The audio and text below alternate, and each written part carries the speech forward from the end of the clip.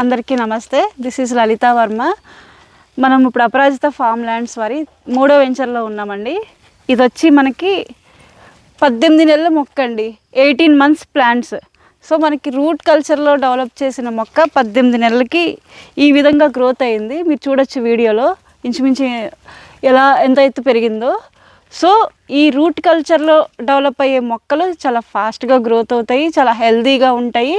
And మనకి cutting అనేది చాలా త్వరగా వస్తుంది. హార్డ్వుడ్ అనేది చాలా ఎర్లీగా ఫామ్ అవుతుంది. ఆయిల్ కంటెంట్ కూడా దీంట్లో ఎక్కువగా ఉంటుంది.